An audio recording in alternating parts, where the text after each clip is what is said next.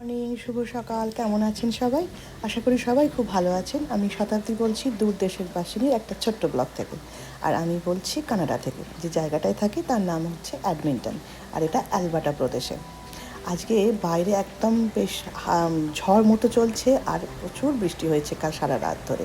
এই রকম ঝমঝমে বৃষ্টিতে একটু ভাজাভুজি খেতে মন চায়। বাড়িতে ছিল বেশ খানিকটা স্যালমন মাছ। স্যালমন মাছের ঝোল ঝাল যদিও অনেকে পছন্দ করে, তবে আমার বাড়িতে সেটা একেবারেই কেউ চলে না, বা কেউ খাই না, পছন্দই করে না। তাই সেটাকে একেবারে তন্দুরি চিকেনের মতো বানিয়ে ফেললাম আজকে, তন্দুরি স্যালমন। ওই আর কি, চিরাচরিত মশলা, আদা রসুন বাটা, একটু সল্ট, ব্ল্যাক পেপার, একটু সামান্য টক দই, তন্দুরি মশলা, এই সমস্ত দিয়ে একটু ম্যারিনেট করে রেখেছিলাম টক দই দিয়ে। তারপর সেটাকে 250 মতো আর কি ডিগ্রি সেলসিয়াসে এয়ার ফ্রায়ারে সেটাকে ফ্রাই করে নিলাম।